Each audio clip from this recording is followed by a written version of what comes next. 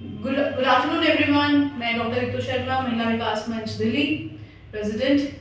आज हमारे सामने एक पीड़िता आई हुई है और ये केस मैंने जैसा कि आपको अपनी लाइव में अपनी वीडियोज में बताया कि बहुत ज़्यादा चल रहा है दिल्ली में। तो बहुत ही ज़्यादा, दिल्ली क्या, दिल्ली यूपी बिहार बहुत आम बात हो गई है।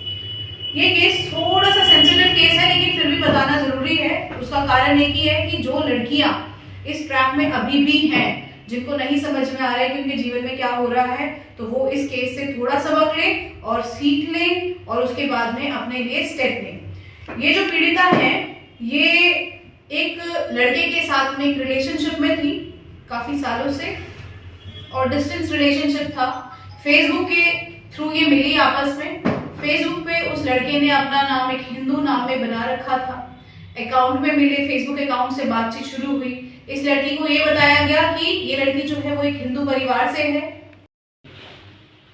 जो लड़का था वो मुस्लिम समुदाय का लड़का है, और बेसिकली मैं हिंदू मुस्लिम नहीं करती इसमें, लेकिन बात है यहाँ पे धोखाधड़ी की। उस लड़के ने उसको बताया कि मैं एक हिंदू परिवार से बिलोंग करता हूँ। इस लड़की को लगा कि देखो हम सेम रिलीजन में हैं तो शायद शादी भी हो जाए। इस सोच के साथ में ये एक रिलेशनशिप में आई, और रिलेशनशिप में आने के बाद कुछ समय के बाद इसको जब पता चला कि मेरे साथ धोखा हो रहा है, वो एक दूसरी जाति का लड़का है, तो उसके बाद में इसने एक पुलिस कंप्लेंट डाली।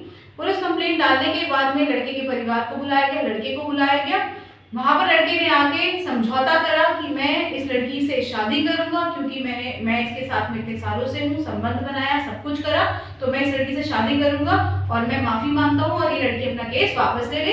लेकिन मेरी कंडीशन है कि मैं अभी अर्निंग नहीं हूँ, तो मैं 1 साल का समय मांगता हूँ, 1 साल बाद में मैं इससे विवाह करूंगा। ये समझौता इनका हुआ। इस समझौते के विश्वास पर लड़की ने केस वापस ले लिया, जो कि दिल्ली में आप देखेंगे कि बहुत ही आम केस है। सेक्सुअल हरासमेंट के केस में जब लड़के फंस जाते हैं, जब उन्हें लगता है कि हम फंस रहे हैं या हमें जेल हो सकती है या हमें हमारे खिलाफ कार्रवाई हो सकती है, तो वो यही धासा देके लड़की से शादी करते हैं और शादी करने के नाम पर केस वापस दिलवा देते हैं। ऐसे ही इस झांसे में ये लड़की आई, इसने अपना केस वापस ले लिया। शादी का 1 साल, ये शादी कह रही हूँ मैं, ये बेसिकली जो ये एग्रीमेंट हुआ उसके बाद में 1 साल भी क्रॉस हो गया। उसके बाद में लड़के से शादी की बात करी गई, तो लड़का, उसके माँ बाप ने लड़के को सऊदी भेज दिया। अब वहां से वो लड़का कहता है कि अगर आपने मेरे खिलाफ कोई कंप्लेंट करी या आपने मेरे खिलाफ कुछ भी एक्शन लिया, तो आपकी जितनी भी फोटोग्राफ्स और वीडियो जो कि थोड़ी सी सेंसिटिव हैं, वो मैं वायरल कर दूंगा। और एक्चुअली कर भी दी। वीडियो जो कि इस बच्चे की इस पीड़िता की, वो उसके फ्रेंड सर्कल और अपने फ्रेंड सर्कल में उसने स्प्रेड आउट कर दी। अब क्या है कि ये गुहार लगा रही है प्रशासन से, सरकार से, कि इसका केस वापस रीओपन किया जाए, क्योंकि जिस बेसिस पे सेटलमेंट हुआ वो तो हुआ ही नहीं, ना शादी हुई ना कुछ, और लड़का सऊदी चला गया। अब लड़के के परिवार इसको धमकियां दे रहे हैं। आप बाकी की कहानी जो है वो हम इस पीड़िता से खुद सुनेंगे। तो बताइए बेटा, आपके साथ में क्या हुआ? फेसबुक पे मिला था हिंदू लड़के के नाम से। उसका जो हर अकाउंट में नाम जो था वो अरिकान राणा था, पर उसका रियल नेम जो था वो आरिफ था, जो कि मुझे नहीं पता था। तो काफ़ी टाइम बाद जब मैं उसके साथ रिलेशनशिप में आई, तब मुझे पता चला वो एक मतलब नॉर्मल लड़का है। तो उसके ब्याह पे मैंने उस लड़के के घर वालों से बात करी कि मैंने कहा मैं इनकी FIR दर्ज कराऊंगी। तो उस टाइम पे क्या हुआ, जब मैं उनके घर वालों से मिली तो उन्होंने मुझे कहा कि ठीक है, हम शादी करा देंगे। और फिर उसके बाद मैं अपने घर चली गई, और जब मैं अपने घर आई तो मुझे पता चला कि मैं प्रेग्नेंट थी उस टाइम पे। तो मैंने ये बात उस लड़के को बताई, तो उस लड़के ने कहा ठीक है हम शादी करेंगे। उसने मुझे अपने फ्लैट पे बुलाया। उसके बाद उसने मेरे को काफ़ी मारपीट करी मेरे साथ, और ज़बरदस्ती मुझे अबॉर्शन पिल्स खिला दी थी। उसके बाद क्या हुआ, फिर मैंने FIR दर्ज करी थी उस लड़के के नाम पे, जो कि उन्होंने एक शादी का एग्रीमेंट मेरे साथ साइन किया और इस केस को बंद करवा दिया। बट जब मैंने शादी के लिए बोला तो उस लड़के ने कहा कि मैं, मेरा यहाँ पे एक कॉन्ट्रैक्ट है, वो कॉन्ट्रैक्ट जब खत्म होगा मैं तभी आऊँगा, मैं नहीं आऊँगा। बट धीरे धीरे जब मैंने ज़्यादा बोला कि नहीं शादी मुझे करनी है, आप 2 महीने के अंदर आओ, तो उनका कहना ये था कि मैं शादी नहीं करूँगा। ये सब जो भी मैंने किया वो एक केस सिर्फ वापस करवाने के लिए किया, ताकि मुझे जेल ना जाना पड़े और मेरे घर वाले भी इस चीज़ में ना आए। बट उसके घर वाले, अब पहले तो वो लड़का ही परेशान करता था, पर उसके घर वाले भी परेशान करने लगे। उसके मम्मी पापा जो थे वो मेरे से पैसे भी लेते थे और मुझे ही परेशान करते थे। कहते थे शादी तो होने वाली, पैसे देने में क्या दिक्कत है। वो लड़का इवन कि सऊदी में रहता है, फिर भी वो पैसे मुझसे ही मांगता था और मुझे ब्लैकमेल करते थे और मुझसे ही पैसे लेते थे वो। तब जाके मैंने हर जगह फिर दोबारा एप्लीकेशन दी, बट जब कुछ नहीं हुआ तब जाके फिर मैंने रीओपन के लिए कोर्ट में डाला। फिर मैं मैडम का मेरे को कांटेक्ट नंबर मिला, फिर मैंने मैम से बात करी। तो अभी क्या चाहती हो तुम? मैं तो यही चाहती हूँ ये लड़का अंदर जाए, इसने जो इसके साथ मेरे साथ किया उसको उसकी की सजा मिले, मुझे इससे कोई शादी वादी कुछ नहीं करनी। तो आप देख रहे हैं कि किस तरीके से ठगी, धोखाधड़ी और ये सब चल रहा है। मेरी पीछे अगर आप लाइव देखेंगे तो उसमें मैं यही बोल रही थी कि जो हमारी जनरेशन है आजकल की, वो बहुत ज्यादा उसके जीवन में भटकाव आ रहा है, बहुत जल्दी विश्वास हो रहा है, बहुत जल्दी कमिटमेंट्स हो रही हैं, और उसका कारण ये है कि हर चीज बहुत इजीली अवेलेबल है आपके लिए। आज के टाइम पर ना ही कोई इतनी किसी भी चीज में रोक लगी हुई है, बहुत इजीली आपको अवेलेबिलिटी मिल जाती है हर चीज के लिए। और कहीं ना कहीं यही एक मेन जड़ भी है कि जो हम लोग भटक रहे हैं अपने रास्तों से और भटक के फंस रहे हैं। और सबसे बड़ी बात जो मैं हर बार बोलती हूँ कि ये फाइनेंशियल डैमेज नहीं है, ये कोलैटरल डैमेज है जो कि रिकवर करना बहुत ही मुश्किल है। किसी इंसान को अगर आपने पैसों का धोखा दिया तो पैसा वापस आ जाएगा, किसी इंसान को शारीरिक धोखा दिया तो वो भी एक टाइम के बाद में जख्म उसके हील हो जाएंगे, लेकिन जो मानसिक प्रताड़ना, जो कोलैटरल डैमेज है, ये चीजें वापस नहीं आती और ये जिंदगी भर का एक जख्म देकर जाती है। आज अगर ये लड़की केस करती हुई है, पहली बात तो इस केस में कितना समय लगेगा, इसके जीवन के जो इतने साल बर्बाद हो रहे हैं और जो बर्बाद होने वाले हैं उसका जवाब देगी कौन होगा? ये खुद है सबसे पहले जो इस धोखे पे आई। लेकिन फिर हम ये बात बोलते हैं कि अगर ये लड़की, अगर हम लोग विश्वास करना ही बंद कर देंगे तो ये जो जीवन है ना, जो हम सोचते हैं कि आज से 1000 साल बाद में जो कलयुग आने वाला है वो आज से ही आ जाएगा। सतर्कता जरूरी है, लेकिन लोगों के पास में इतने पैतरे आ गए हैं पागल बनाने के, तो आप किस हद तक सतर्क रहेंगे आप ये बताइए। तो इस बारे में मैं हमारे वाइस प्रेसिडेंट हैं मुकेश शर्मा जी, मैं उनसे भी राय लेना चाहूंगी कि आपकी क्या सोच है इस चीज में, कि क्या लगता है आपको कि ये जो लड़कियां फंस रही हैं आज के समय पर, क्या आपका ओपिनियन क्या है कि इसको कैसे रोका जाए, क्यों फंस रही हैं, और अगर नहीं रोक पा रही है तो इसका आगे रिजल्ट क्या होना चाहिए? नमस्कार एवरीवन, मेरा कहना यही है कि लड़कियों को ये सोचना चाहिए कि उनकी वैल्यूज क्या है। फर्स्ट ऑफ ऑल, इनका बड़ा आसान कहना कि मैं रिलेशनशिप में आ गई हूँ, पहली बात तो ये बात ही सबसे गलत है।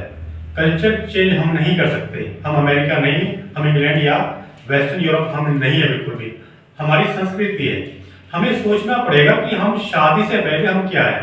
यदि हमने अपनी शादी और गैर शादी वाली लाइफ को मिंगल करना है, मिक्स करना है, तो इससे क्या कैसे चलेगा?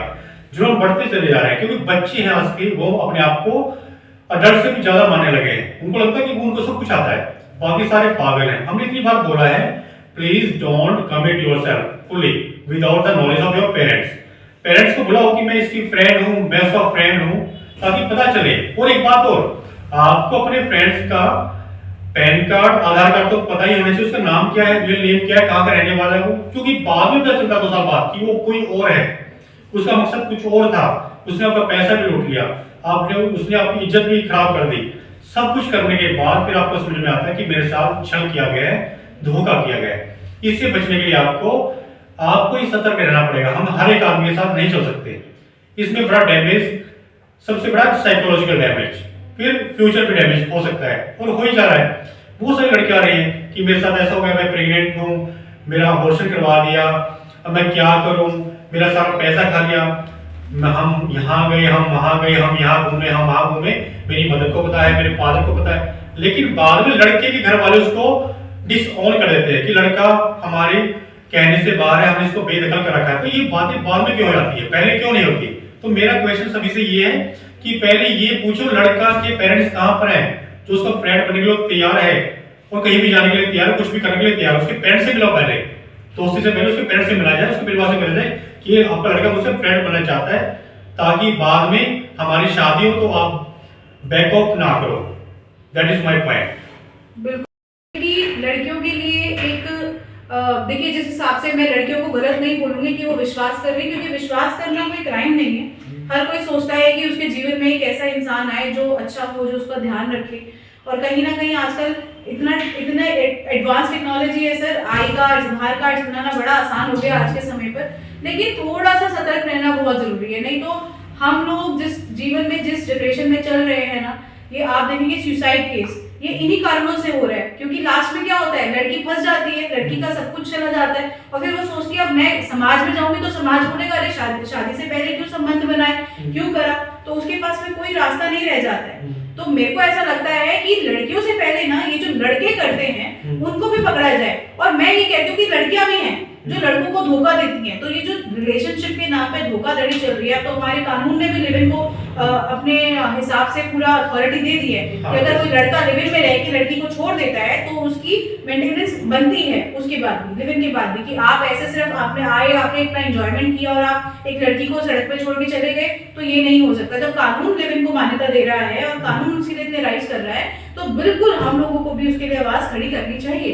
तो आज के केस से आप लोग समझिए कि बहुत जरूरी है, एक लड़की हो या एक लड़का, कि जब आप किसी के साथ दोस्ती करते हैं, एक रिश्ते में आते हैं, तो उसका पूरा बैकग्राउंड चेक करना आपके लिए बहुत जरूरी है। सतर्कता जरूरी है, इससे पहले कि आप पूरी तरीके से डैमेज हो जाइए। क्योंकि मैं सिर्फ एक ही बात जानती हूँ कि कुछ जख्म ऐसे होते हैं जो कभी जिंदगी में भर नहीं सकते। मेरा यही कहना है कि कुछ जख्म ऐसे हैं जो जिंदगी में भर नहीं सकते, उनके निशान आपको आखिरी सांस तक भी याद रहेंगे, आखिरी सांस तक भी दिखेंगे। तो इस कोलैटरल डैमेज से बचने के लिए सतर्कता बहुत जरूरी है। Thank you so much.